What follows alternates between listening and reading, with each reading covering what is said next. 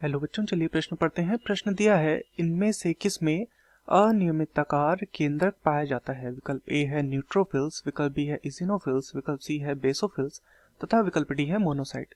तो इस प्रश्न में हमें यह बताना है कि किस कोशिका में अनियमिताकार केंद्रक पाया जाता है, और जितने भी हमें विकल्प दिए गए हैं ये सभी श्वेत रक्त कणिकाएं हैं।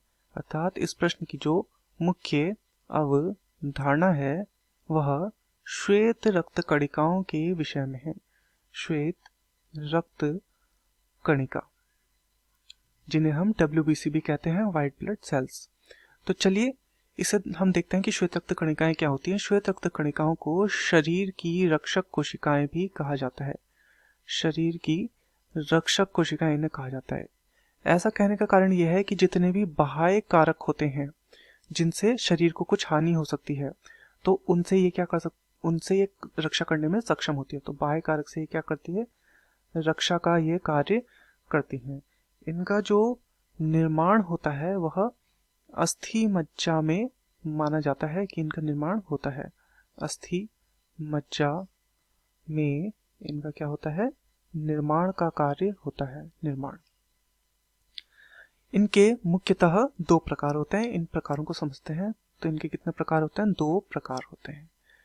ये दो प्रकार कौन कौन से? सबसे पहला आता है ग्रेन्युलोसाइट्स। ग्रेन्युलोसाइट्स तो ग्रेन्युलोसाइट्स होती हैं। दूसरा जो प्रकार है वह कहलाता है एग्रेन्युलोसाइट्स। एग्रेन्युलोसाइट्स। अब इनके भीतर भी कुछ प्रकार होते हैं। तो ग्रेन्युलोसाइट्स के अंदर होते हैं सबसे पहले न्यूट्रोफिल्स।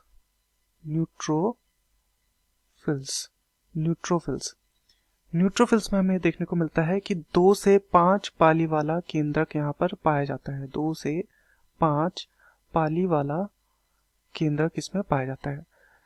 ग्रेन्युलोसाइट्स का ही एक और प्रकार है इजिनोफिल्स।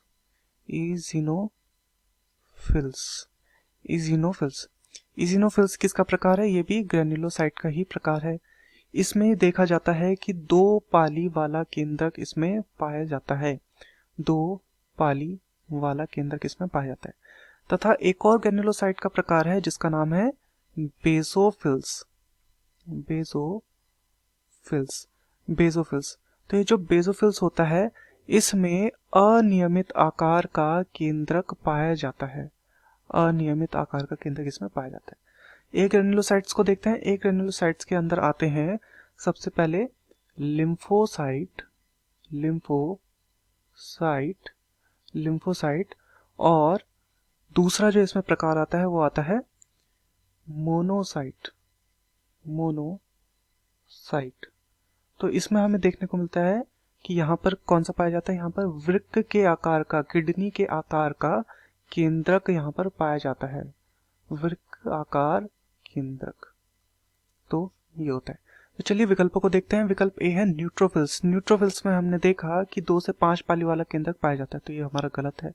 विकल्प बी है इजिनोफिल्स। इजिनोफिल्स में हमने देखा 2 पाली वाला केंद्रक पाया जाता है, तो ये भी गलत है। विकल्प सी है बेसोफिल्स। बेसोफिल्स में बिल्कुल जैसा हमने देखा अनियमित आकार का केंद्रक पाया जाता है, तो ये बिल्कुल सही है। तथा विकल्प डी है मोनोसाइट। मोनोसाइट में वृक्क का आकार का केंद्रक पाया जाता है, तो ये भी गलत हो जाएगा। अतः दिए गए प्रश्न का सही उत्तर होगा विकल्प सी बेसोफिल्स। मैं आशा करता हूँ आपकी यह समझ में आया होगा। धन्यवाद।